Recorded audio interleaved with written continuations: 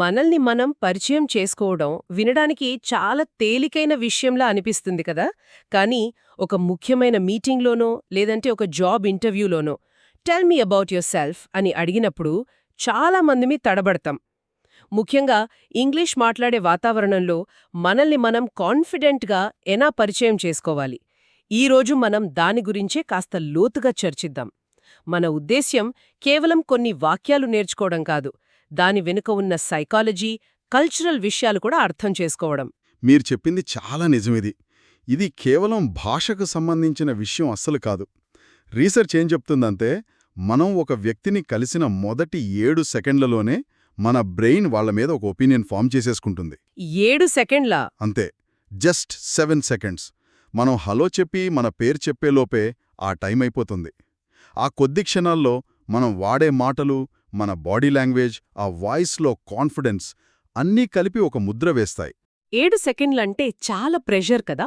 అందుకే పునాది సరిగ్గా ఉండాలి. ఆ పునాది సరైన పదాలు ఎంచుకోవడంతో మొదలవుతుందనుకుంటా. కొన్నిసార్లు మనం వాడే పదాలు సంభాషణ డైరెక్షన్నే మార్చేస్తాయి. ఖచ్చితంగా. ఉదాహరణకు, చాలామంది తమని తాము ఫ్రెండ్లీ అని చెప్పుకుంటారు. అది తప్పేం కాదు. కానీ ప్రొఫెషనల్ సెట్టింగ్స్లో అంతకంటే పవర్ఫుల్ పదముంది. అదే కార్డియల్. కార్డియల్. ఫ్రెండ్లీ అంటే స్నేహపూర్వకంగా ఉండటం. కాని కార్డియల్ అంటే స్నేహంతో పాటు ఒక రకమైన గౌరవం, ఆత్మీయత కూడా చూపించడం. ఒక ప్రొఫెషనల్ వెచ్చదనాన్ని సూచిస్తుంది అనమాట. Oh. We maintained a cordial relationship with our competitors అన్నప్పుడు అక్కడ స్నేహం కంటే ఒక గౌరవప్రదమైన సంబంధం ఉందని అర్థమొస్తుంది. అంటే నవ్వడం మాత్రమే కాదు, మన ప్రవర్తనలో ఒక స్నేహపూర్వక గౌరవం ఉండాలి. ఇది బావుంది. నేను బిజినెస్ ప్రపంచంలో తరచుగా వినే ఇంకో పదం ర్యాపో. ఇది వినడానికి కొంచెం కార్పొరేట్ జార్గన్లా అనిపిస్తుంది. నిజానికి దీనర్థమేంటి? మంచి ప్రశ్న. ర్యాపోర్ట్ అంటే కేవలం మంచిగా మాట్లాడటం కాదు. ఇద్దరు వ్యక్తుల మధ్య వెంటనే ఏర్పడే ఒక పాజిటివ్ కనెక్షన్. మీరు ఎవరితోనైనా మాట్లాడటం మొదలుపెట్టిన కాసేపటికే, అరే, ఈ వ్యక్తితో మాట్లాడటం చాలా ఈజీగా ఉంది అని అనిపిస్తే మీ ఇద్దరి మధ్య ర్యాపోర్ట్ ఏర్పడినట్టు. ఆ కనెక్షన్ అన్నమాట. అవును. ఇది కేవలం మాటల వల్ల రాదు. అవతలి వ్యక్తి చెప్పేది శ్రద్ధగా వినడం, వాళ్ల హావభావాలను గమనించడం, వీటి ద్వారా సాధ్యమవుతుంది. సరే, ఇక మూడవది ఎక్స్పర్టైజ్. ఎక్స్పర్టీజ్ అంటే చాలామంది రెజ్యూమేలో I have 10 years of experience అని రాస్తారు కదా. దానికి I have expertise in this area అనడానికి తేడా ఏంటి? ఎక్స్పర్టీజ్ అంటే కొంచెం గొప్పలు చెప్పుకుంటున్నట్టుగా ఉండదా? ఇది చాలా చాలా కీలకమైన వ్యత్యాసం. చూడండి, ఎక్స్పీరియన్స్ అంటే సమయం. మీరు ఒక పనిని 10 ఏళ్లుగా చేస్తున్నారని చెబుతుంది అంతే. కాని ఎక్స్పర్టీజ్ అంటే నైపుణ్యం, మీ ప్రావీణ్యం. ఓకే. 10 ఏళ్ల అనుభవం ఉన్న అందరికీ నైపుణ్యం ఉండకపోవచ్చు. కానీ ఎక్స్పర్టైజ్ ఉందంటే ఆ ఫీల్డ్పై మీకు పూర్తి పట్టు ఉందని అర్థం.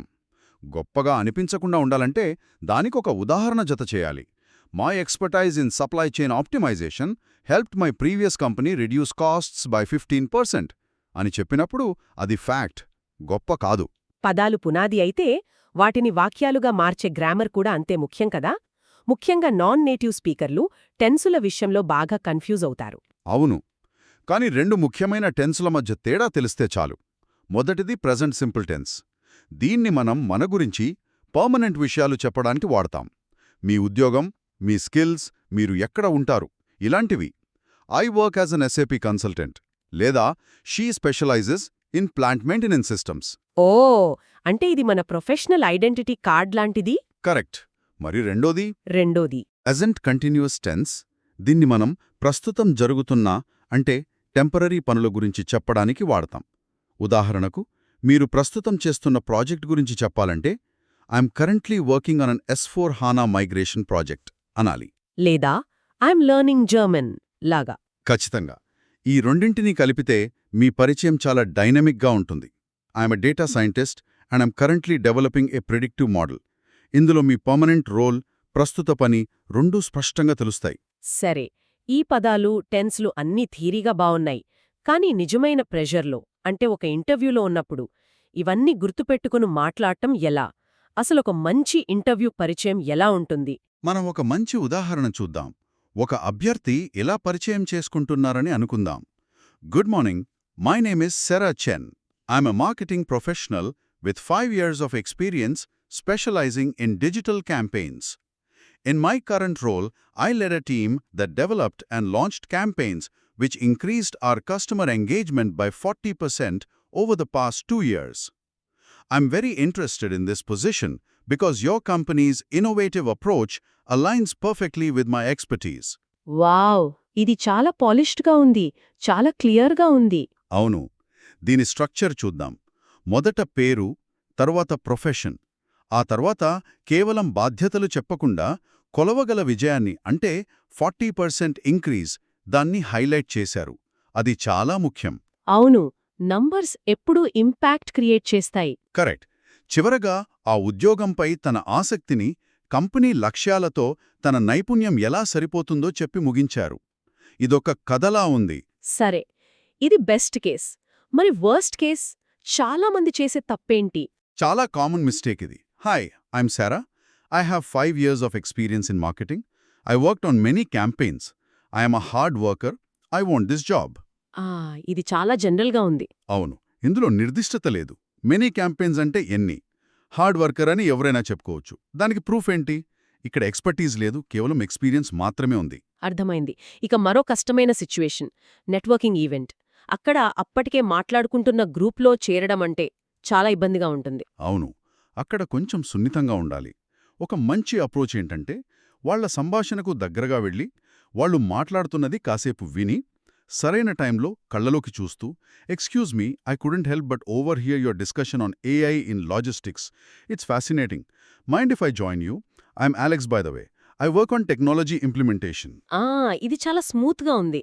వాళ్ల సంభాషణపై ఆసక్తి చూపించడం ద్వారా మనం వాళ్ళని గౌరవిస్తున్నామని తెలుస్తుంది. లో దూరి, hi, I'm Alex. Here's my card. What you do అని అడగటం. అది చాలా అగౌరవంగా ఉంటుంది. అవును, అక్కడ ర్యాపో ఏర్పడే ఛాన్సే లేదు. ఇక మూడోది, ఇప్పుడు మనందరి లైఫ్లో భాగమైన వర్చువల్ మీటింగ్. ఒక ఇంటర్నేషనల్ టీంతో ఫస్ట్ జూమ్ కాల్లో పరిచయం ఎలా ఉండాలి? వర్చువల్ మీటింగ్స్లో క్లారిటీ చాలా ముఖ్యం. ఒక మంచి పరిచయం ఇలా ఉంటుంది. Hi everyone, can you here me clearly? Great. I'm ప్రియారావ్, the new senior developer on the team. I'm joining you all from Hyderabad, India, where it's currently evening. I'm really excited to start working on this project. Back to you, Sarah. ఇందులో చాలా మంచి points ఉన్నాయి. Audio check చేసుకోవడం, location, time zone చెప్పడం, ముఖ్యంగా మాట్లాడాక సంభాషణను తిరిగి వేరొకరికివ్వడం, బ్యాక్ టు యూ అని. అవును, ఇక చెత్త పరిచయం అంటే కెమెరా ఆఫ్ చేసి అస్పష్టమైన ఆడియోతో హాయ్ నేను ప్రియా అని చెప్పి మ్యూట్లో ఉండిపోవడం. అది చాలా ఇబ్బందికరంగా ఉంటుంది. అవును, మీ పట్ల అశ్రద్ధగా ఉన్నారనే అభిప్రాయం వస్తోంది. మనం ఎంత బాగా ప్రిపేర్ అయినా కొన్నిసార్లు ఈ కల్చరల్ డిఫరెన్సెస్ మనల్ని ఇబ్బంది పెడతాయి. ఒక చిన్న హ్యాండ్షేక్ కూడా పెద్ద అపార్థాలకు దారితీయొచ్చు. అసలు ఈ రూల్స్ ఎందుకు దేశానికి మారిపోతాయి? అంతిమంగా ఈ సాంస్కృతిక నియమాలన్నీ ఒకే ఒక్క విషయాన్ని చెప్పడానికి ప్రయత్నిస్తాయి: గౌరవం. కానీ గౌరవాన్ని చూపించే భాష వేర్వేరుగా ఉంటుంది. ఉదాహరణకు, అమెరికాలో ఒక గట్టి, కాన్ఫిడెంట్ హ్యాండ్షేక్ గౌరవానికి చిహ్నం. అవును, ఫర్మ్ హ్యాండ్షేక్ అంటారు. కరెక్ట్. 2-3 సెకన్లు కళ్లలోకి చూస్తూ చేస్తారు. అదే మీరు చాలా తేలికగా షేక్ హ్యాండ్ ఇస్తే మీకు ఇంట్రెస్ట్ లేదనుకుంటారు. జర్మనీలో కూడా అంతేనా? జర్మనీలో కూడా ఫర్మ్గానే ఉంటుంది, కానీ చాలా క్లుప్తంగా ఒక్కసారి ఊపుతారంతే. అక్కడ ఎఫిషియన్సీ ముఖ్యం. వాళ్ళొచ్చేటప్పుడు, వెళ్లేటప్పుడు కూడా హ్యాండ్షేక్ ఇస్తారు. అదే యూకేలో అయితే అమెరికా కంటే కొంచెం తేలికగా, సాఫ్ట్గా ఉంటుంది. అక్కడ కొంచెం రిజర్వ్డ్గా ఉండడం పద్ధతి. ఇక బిజినెస్ కార్డుల విషయంలో అయితే జపాన్కు అమెరికాకు మధ్య చాలా పెద్ద తేడా ఉందని విన్నాను. అవును, ఇక్కడ గౌరవాన్ని చూపించే భాష పూర్తిగా వేరు. జపాన్లో బిజినెస్ కార్డ్ను ఒక వ్యక్తి యొక్క ఎక్స్టెన్షన్గా చూస్తారు. అందుకే దాన్ని 2 చేతులతో ఇవ్వాలి, 2 చేతులతోనే తీసుకోవాలి. వావ్! తీసుకున్న తర్వాత దాన్ని వెంటనే జేబులో పెట్టకూడదు. దానిపై ఉన్న పేరు, టైటిల్ శ్రద్ధగా చదివి మీటింగ్ అయ్యేంతవరకు టేబుల్పై ఉంచుకోవాలి. దానిపై రాయడమంటే ఆ వ్యక్తిని అవమానించినట్టే. అంతే. దీనికి పూర్తి భిన్నంగా అమెరికాలో. ఖచ్చితంగా. అమెరికాలో బిజినెస్ కార్డు ఒక టూల్ అంతే. మీటింగ్ చివర్లో ఇచ్చుకుంటారు. తీసుకున్న కార్డుపై నోట్స్ రాసుకోవడం చాలా కామన్. అది అగౌరవం కాదు, గుర్తుపెట్టుకోవడానికి ఒక మార్గం. ఇక అన్నిటికన్నా కష్టమైన విషయం స్వీయ ప్రచారం, సెల్ఫ్ ప్రమోషన్. మన విజయాల గురించి మనం చెప్పుకోవడం. అమెరికాలో ఇది తప్పనిసరి అంటారు, కానీ మనలాంటి చాలా కల్చర్స్లో దాని అహంభావంగా చూస్తారు. మరెలా? ఇది చాలామంది ఎదుర్కొనే సవాలు. అమెరికాలో మీ సక్సెస్ గురించి మీరే చెప్పాలి, లేకపోతే ఎవరూ పట్టించుకోరు. కానీ జర్మనీలో మీరు చెప్పే ప్రతిదానికి ఫ్యాక్ట్స్, నంబర్స్ ఉండాలి. అతిశయోక్తులు అస్సలిష్టపడరు. యూకేలో అయితే అణుకువగా ఉండటానికే ఎక్కువ ప్రాధాన్యత. మరి దీనికి సొల్యూషన్ ఏంటి? సొల్యూషన్ ఏంటంటే, నేను గొప్ప అని చెప్పకుండా మీ పనులు మీ గురించి మాట్లాడేలా చేయటం. అంటే I am a great project manager అని చెప్పొద్దు. దానికి బదులుగా in my last project I deliver the product 2 weeks ahead of schedule resulting in a 10% cost saving అని చెప్పాలి.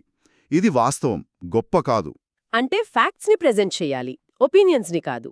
సరే, ఇప్పుడు మనం తరచుగా చేసే కొన్ని కామన్ మిస్టేక్స్ గురించి మాట్లాడుకుందాం. మొదటిది, చాలా ఎక్కువ లేదా చాలా తక్కువ సమాచారం ఇవ్వడం.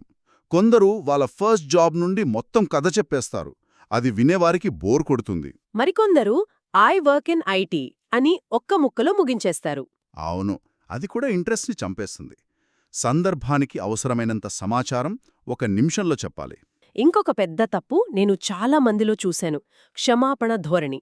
Sorry, my English isn't very good అని సంభాషణ మొదలుపెట్టడం. ఇది అస్సలు చేయకూడదు. మీరు అలా చెప్పిన క్షణం అవతలి వ్యక్తి మీ భాషపైనే ఫోకస్ పెడతాడు. మీరు చెప్పే కంటెంట్పై కాదు. మీ కాన్ఫిడెన్స్ని మీరే దెబ్బతీసుకున్నట్టు. మీ ఇంగ్లీష్ ఎలా ఉన్నా ఆత్మవిశ్వాసంతో మాట్లాడండి. మూడోది, రోబోటిక్గా మాట్లాడటం. పరిచయాన్ని బట్టిపట్టి చెప్పడం. అవును, అది చాలా అసహజంగా ఉంటుంది. మీరు స్క్రిప్ట్ చదువుతున్నారని తెలిసిపోతుంది.